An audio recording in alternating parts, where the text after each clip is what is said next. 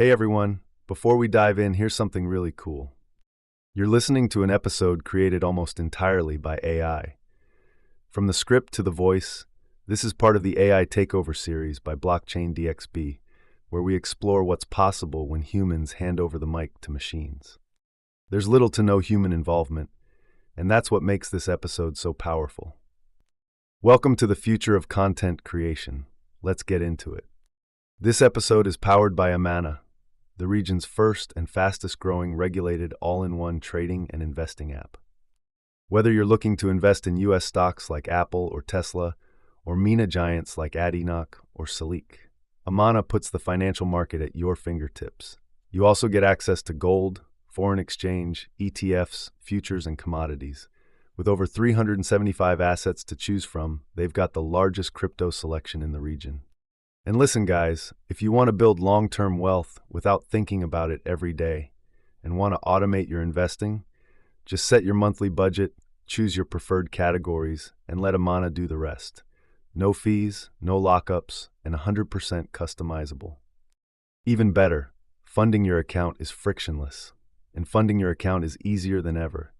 You can fund your account with Apple Pay, Google Pay, credit cards, instant bank deposits, and even your crypto wallet. No friction, no hassle. And if you get stuck, Amana offers 24/6 real human customer support and personalized sales assistance. Because you're part of the Blockchain DXB community, you get an exclusive offer. Register with the code BlockchainDXB and make at least one trade to receive a $100 trading bonus credited to your account the following month. So what are you waiting for? Download the Amana app now. The link and code are in the show notes. Next up, Blockchain DXB is proud to be the official media partner for one of the biggest blockchain events of the year, the Blockchain Futurist Conference. For the first time ever, North America's leading crypto event is heading to the United States, taking place at the iconic Guitar Hotel at Hard Rock in Hollywood, Florida. Alongside it is ETH Women, happening simultaneously. Expect multi-stage panels, NFT galleries, DeFi showcases, tech demos, metaverse experiences, and more, all under one roof. It's where the smartest minds in blockchain, crypto, and AI will converge. Get 25% off tickets by using the code DXB25. And yes, I'll be there with exclusive live coverage, behind-the-scenes interviews, and spotlight features on groundbreaking projects. Mark your calendars, November 5th and 6th, 2025. Visit futuristconference.com and use code DXB25. Link is in the show notes. Next up, Blockchain DXB has two more interesting partnership news to announce. First up, with Future Blockchain Summit and Fintech Surge 2025. Blockchain DXB is an official media partner of Future Blockchain Summit and Fintech Surge 2025. Future Blockchain Summit is one of the biggest and oldest blockchain summit taking place in Dubai, going back to almost a decade, 2017 to be precise. The event takes place between October 12th to 15th at Dubai Harbour. This is where blockchain meets fintech to redefine the future of finance. 250 plus world-class speakers, 1,200 plus investors, live demos, product launches, and the exclusive invite-only GITEX Digital Assets Forum, all under one roof.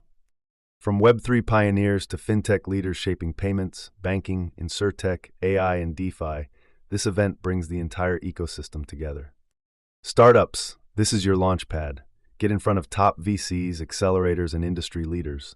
For blockchain and fintech companies, this is where connections turn into partnerships and dreams turn into exits. Register today at futureblockchainsummit.com. Don't just watch the future unfold, own your space in it. Remember, Future Blockchain Summit and Fintech Surge 2025. The registration link is in the show notes below, and see you at Dubai Harbour. Second partnership news kicking off from today is with the leading Bitcoin event organizers on this planet. And this year, Bitcoin Asia is taking things to another level. Bitcoin Asia are hosting a massive gathering this August in Hong Kong, and Blockchain DXB is proud to be an official media partner of Bitcoin Asia 2025. Taking place this August in Hong Kong, Bitcoin Asia is the region's premier Bitcoin gathering, where builders, investors, and innovators meet. It's really an honor for Blockchain DXB to be associated with Bitcoin Asia. Now at this event, expect powerful keynotes, bold conversations, and a headlining session with none other than Eric Trump. He will be sharing his vision for Bitcoin's long-term potential, its role in global finance, and Asia's massive impact on adoption, and a lot more. So listen up, guys. From infrastructure to regulation, privacy tools to Lightning development, Bitcoin Asia connects global Bitcoin communities and drives innovation across cultures and markets.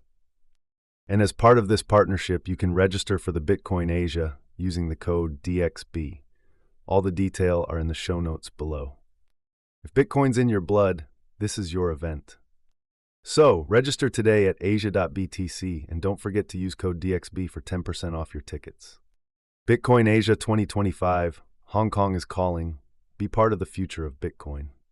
Next up, Advanced Media is the largest distributor of professional video, photography, cinema, and broadcast accessories in the Middle East. They represent over 100 major brands, including DJI, Hasselblad, Red, and Rode. The mic I'm using to record this? Sponsored by Advanced Media. But what really sets them apart is their commitment to purpose. People, planet, and prosperity. That's not just branding, it's their actual business model. They've partnered with SAE Institute in Dubai to offer scholarships to students pursuing a bachelor's degree in filmmaking, each worth AED 50,000. They also run regular workshops, training programs, and tech showcases across the region. For more info, visit amt.t, that's amt.tv. Finally, let's talk about something every crypto investor should take seriously: security. And that's where Ledger comes in. Ledger is one of the most trusted names in crypto security. Their hardware wallets, like the Nano S Plus and Nano X, keep your assets safe by storing your private keys offline. That means you're protected against hacks, malware, and phishing attempts that can compromise online wallets. The company is headquartered in Paris and is constantly innovating. Their team works with world-class security researchers and regularly tests their own products for vulnerabilities. It's why Ledger wallets are used by millions around the world. Using a hardware wallet isn't just smart, it's essential. If you're serious about crypto, it's time to stop relying on centralized exchanges or browser wallets. Click the link in the show notes to order your Ledger wallet and support this podcast at the same time.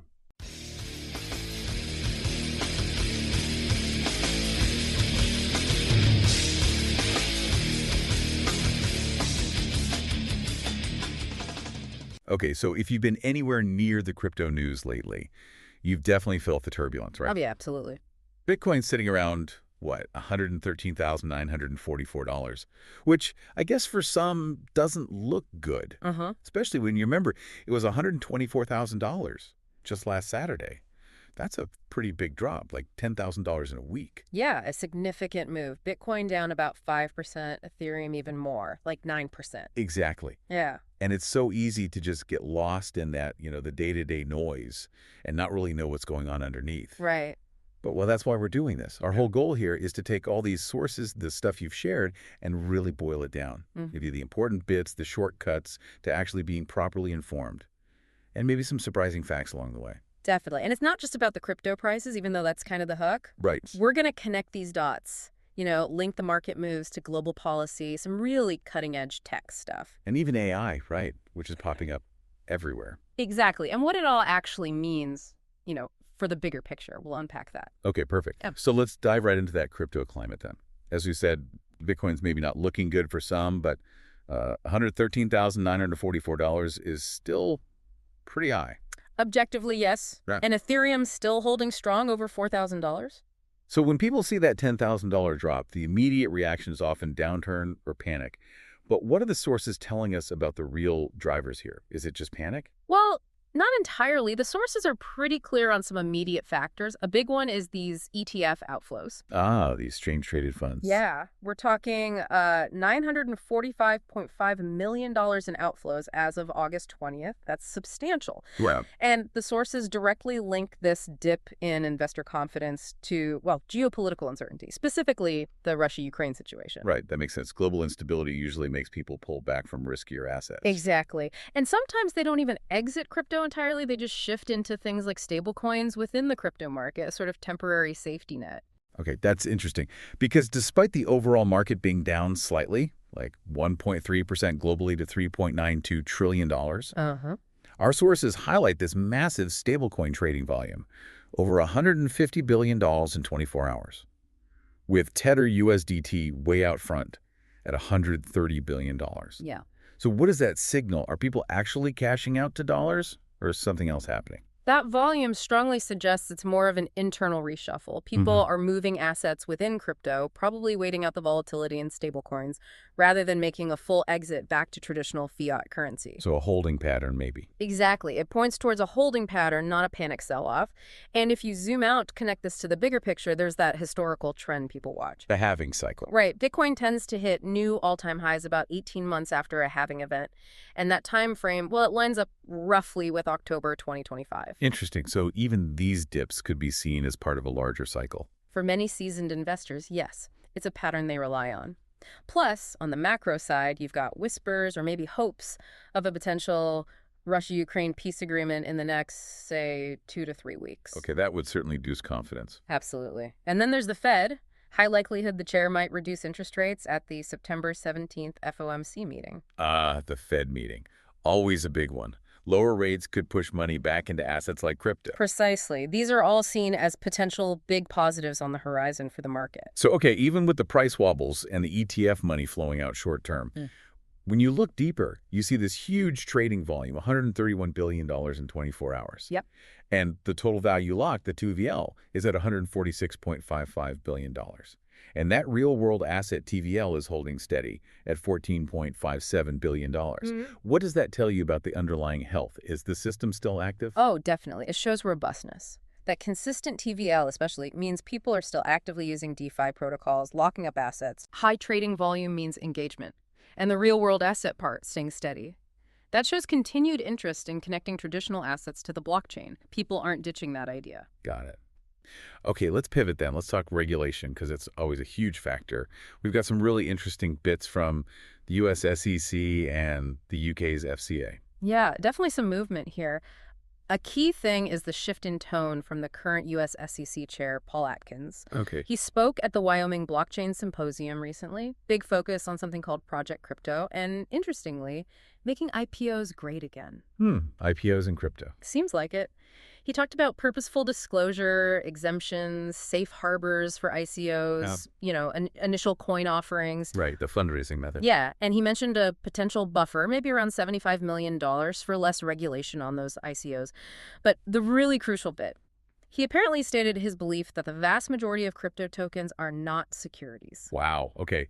That is a big departure from the previous administration's stance, which sources called negative and stringent and said stifled innovation. A very significant departure, yes. But the source also notes there's been a lot of talks and less actions so far. Only the Genius Act really mentioned. People are hoping for something concrete by Q4 2025. So what should listeners be watching for? Is it just talk for now? That's the million-dollar question, isn't it? The positive sentiment is there, but the industry needs actual rules to work with. It creates uncertainty. Yeah. Meanwhile, across the pond, the UK is actually doing something concrete.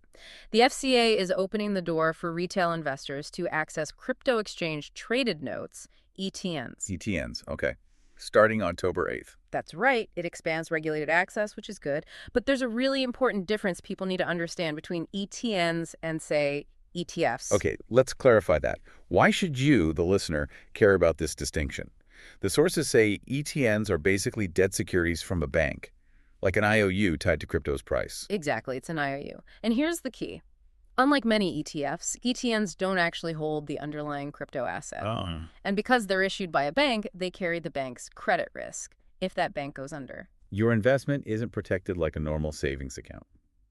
because it's not covered by the financial services compensation scheme. Precisely. That's a very different and potentially higher risk profile for the average retail investor compared to directly owning the asset or using a physically backed ETF. Good point. So more access, but different risks. Yes. The FCA will enforce rules about clear information, consumer duty, all that. But it's worth noting the ban on crypto derivatives for retail stays put. So it's a step, but a cautious one. Okay, understood. Now let's shift again. Let's dive into the tech side. Innovations shaping the space, especially the Lightning Network, and also some interesting career moves. Right. One source really hammers this point. Lightning Network, not blockchain technology, should be the narrative. Okay, why? What's the simple take on Lightning? The analogy they use is pretty good. Think of it. You're actually going to a bar and you're opening up a tab. Huh, okay. I like that. You open a channel, do lots of small transactions off the main blockchain, like ordering drinks, and only settle the final bill, the net amount, on the main chain later. So it avoids clogging up the main blockchain with every tiny transaction. Exactly. Massive benefits. Potentially millions of transactions per second. Really secure. But there are challenges. Implementation isn't trivial. Right. Some say it's still lightning years away from mainstream adoption, though it is improving. Like that bar tab. You don't pay after every sip, just once at the end. Makes sense for scaling. Precisely. And we're actually seeing this used now, right? This Right. partnership between SoFi and Lightspark, led by David Marcus. Yeah, the former PayPal and Facebook Messenger guy. Remember his attempt at the Facebook stablecoin? Libra or Diem, yeah. So now he's using Bitcoin Lightning for international money transfers with SoFi, using a universal money address, or UMA. That's the plan. And it sounds pretty slick, almost like magic money. How does it work? Basically, instant 247 transfers. Low fees. Transparent. It takes your regular money, converts it to Bitcoin, zips it across borders using Lightning, and then delivers local currency on the other side right into the recipient's bank account. Wow. SoFi plans to launch first in Mexico, then expand. And it ties into that interesting observation from the source, What's that? that El Salvador making Bitcoin legal tender? Maybe the real play there was actually about implementing the Lightning Network for these kinds of practical, everyday payments. Fascinating. Okay, so tech is moving fast. Yeah. But what about the people? We're seeing some big strategic career changes too, like Bo Hines. Yeah, Bo Hines. He was the executive director for the White House Crypto Council under Trump. Right. He's resigned from advising the president and has just joined Tether. Tether, the stablecoin issuer. As what? Strategic advisor for digital assets in U.S. strategy. So he'll be leading their U.S. market strategy, talking to policymakers. And this is where the source points out that classic revolving door thing you see in U.S. politics.